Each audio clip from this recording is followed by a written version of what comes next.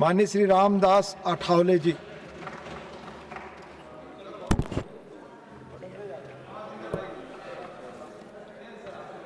Deputy chairman sir, एक बहुत बड़े महत्वपूर्ण विषय पर, बिल पर यहाँ चर्चा हो रही है। जो नौजवान छात्र है, उस छात्र के जिंदगी का विचार करने वाली सरकार हमारी है। अपोजिशन वाले जो भी आरोप लगाना है लगाते रहो। जितना आप हमारे ऊपर आरोप लगाते रहोगे उतना हम आपको भगाते रहेंगे। आरोप लगाने की आदत तो होती है, अपोजिशन में तो आरोप लगाना ही चाहिए, ऐसा आपको लगता है, लेकिन उसको लोकतंत्र नहीं बोलते हैं। जरूर सुझाव आपने देना चाहिए। नीट को फिट करने के लिए मोदी सरकार ने ये बिल लाया है। नीट को फिट करने के लिए मोदी सरकार ने बिल लाया है और उनकी मांगे पूरी होने के बाद छात्रों ने नरेंद्र मोदी जी के अभिनंदन का गीत गाया है। आप लोगों को मालूम नहीं है? छात्र खुश है, उनको भड़काने का प्रयत्न मत करो। हमने भी लाठी गोली खाई है। हम जब आंदोलन करते थे तब हम भी बोलते थे कि लाठी गोली खाएंगे, फिर भी आगे जाएंगे, और हमारे ऊपर भी बहुत बार लाठियां चलाई गई है। हम भी लाठी नहीं खाते थे तो डिप्टी चेयरमैन सर हम इधर नहीं आते थे। लाठी खाने के लिए हम आगे बढ़ते थे। पुलिस का सामना हम करते थे, तब बीजेपी की सरकार नहीं थी, ये कांग्रेस वालों की सरकार थी। मराठवाड़ा विश्वविद्यालय को बाबा साहब का नाम देने के लिए 17 साल तक हमने मोर्चे निकाले, हजारों मोर्चे निकाले थे। आखिर में बाबा साहब अंबेडकर जी का नाम मिला, हमने सरकार का अभिनंदन किया था। तो मोदी जी जो है, मोदी जी ये जादूगर है।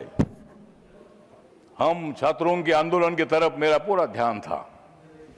आप लोगों को मालूम है कि अमेरिका से भारत आया था चुपके चुपके। अमेरिका से जो भारत आया था चुपके चुपके, उनका नाम है अभिजीत दीपके। अभिजीत दीपके मेरे समाज का है। अभिजीत दीपके अम्बेडकरवादी भी है। अभिजीत दीपके ये मतलब आंदोलन उन्होंने खड़ा किया, विषय इम्पोर्टेंट था और सरकार ने उनकी मांगे पूरी की है। लाठी चार्ज तब होता है जब हम कोई पुलिस पर पत्थर मारते हैं।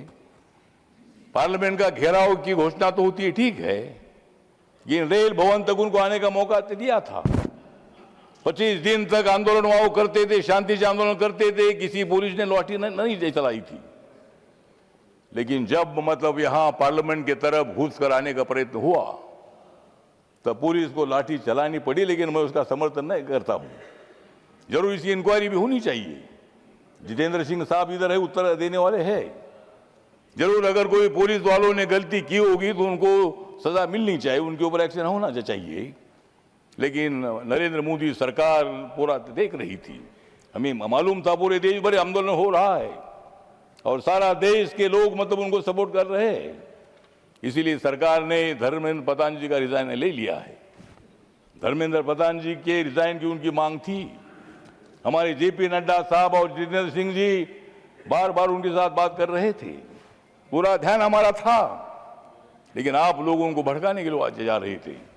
आप वहां जाकर मतलब उनको चेतावनी देने का प्रयत्न कर रहे थे, लेकिन वो छात्र जो थे उसमें कुछ छात्र घुस गए जो हमारे अभिजीत दीपके के साथ जो छात्र थे उतना नहीं थे, और भी कोई मतलब उसमें छात्र थे।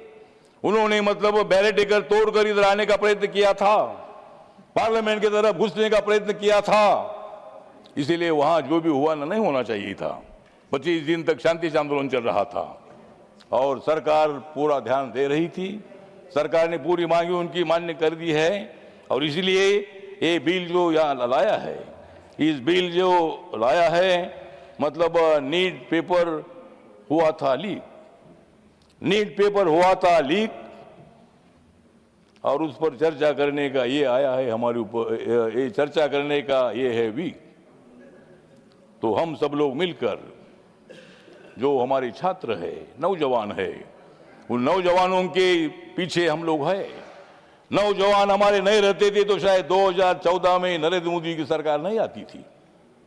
मैं कांग्रेस पार्टी को छोड़कर अगर मैं बीजेपी के साथ नहीं आता था तो सरकार नहीं आती थी, ऐसा नहीं है, लेकिन मैं आपके साथ आया, आपको सपोर्ट करने के लिए मैं आया था। मेरी पार्टी बाबा साहब अम्बेडकर जी की पार्टी आपका समय पूरा हो गया और इसीलिए इस बिल का समर्थन करने के लिए मैं यहाँ खड़ा हूँ। नौजवानों को भड़काने का प्रयत्न मत करो। सारे नौजवान हमारे साथ है, वो आने वाले चुनाव में भी हमारे साथ रहेंगे और 2029 में भी नरेंद्र मोदी जी प्रधानमंत्री रहेंगे और उस मंत्रिमंडल में मैं भी उसमें रहूंगा।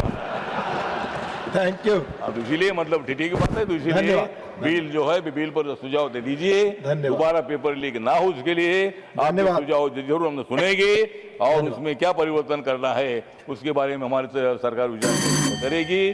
जय भीम, जय भारत। धन्यवाद।